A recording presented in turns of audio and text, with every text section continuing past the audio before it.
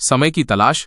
किसी छोटे से गांव में, जहां हरे भरे खेत और शांत नदियां थीं, एक लड़का रहता था जिसका नाम अर्जुन था। अर्जुन एक जिज्ञासु और मेहनती लड़का था, लेकिन वो हमेशा एक बात से परेशान रहता था, समय की कमी। उसे लगता था कि दिन बहुत छोटा होता है और उसके सारे काम अधूरे रह जाते हैं।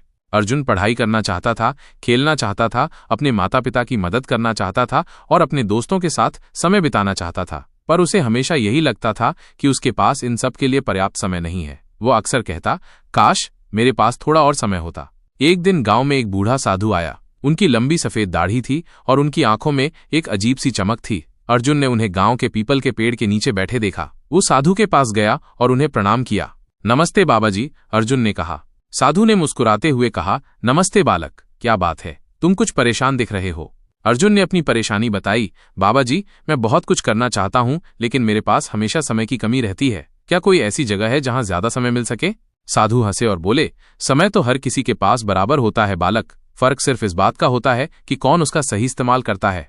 अर्जुन थोड़ा निराश हुआ। उसे लगा कि साधु उसकी बात नहीं समझ रहे हैं। लेकिन बाबाजी, मुझे सच में लगता है कि मेरे पास दूसरों से कम समय है, उसने कहा। साधु ने अपनी झोली से एक चमकता हुआ पत्थर निकाला। वह पत्थर छोटा था, लेकिन उसमें से अजीब सी रोशनी निकल रही थी।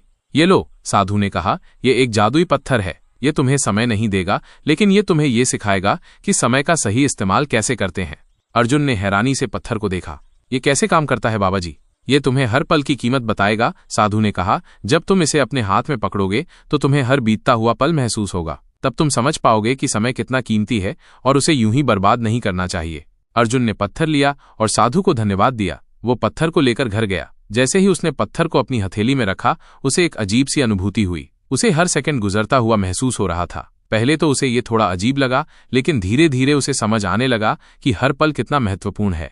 उस दिन से अर्जुन ने अपने समय का बेहतर इस्तेमाल करना शुरू कर दिया। जब वो पढ़ने बैठता तो उसका पूरा ध्यान पढ़ाई पर होता। खेलने के समय वो खूब मन लगाकर खेलता। वो अपने माता पिता की मदद करने में भी अब और ज्यादा ध्यान देता था। उसे एहसास हुआ कि वो पहले बहुत सारा समय बेकार की बातों में और आलस्य में गंवा देता था। जादुई पत्थर ने उसे ये सिखाया कि समय को बढ़ाया नहीं जा सकता, लेकिन उसका सही उपयोग करके वो अपने सभी कामों को पूरा कर सकता है। अब उसे कभी ये शिकायत नहीं होती थी कि उसके पास समय कम है।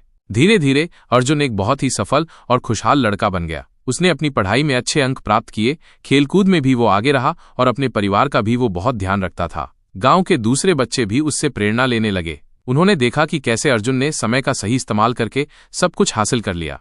एक दिन अर्जुन फिर से उस पीपल के पेड़ के नीचे गया जहां उसने बूढ़े साधु को पहली बार देखा था, लेकिन इस बार वहां कोई नहीं था। अर्जुन समझ गया कि साधु उसे एक महत्वपूर्ण सबक सिखाने आए थे और अब उनका काम पूरा हो गया था। अर्जुन ने उस जादुई पत्थर को हमेशा अपने पास रखा। वो उसे देखकर हमेशा ये याद रखता था कि समय कितना कीमती है और उसे कभी भी बर्बाद नहीं करना चाहिए। उसने ये भी सीखा कि असली जादू पत्थर में नहीं, बल्कि समय के सही इस्तेमाल में है।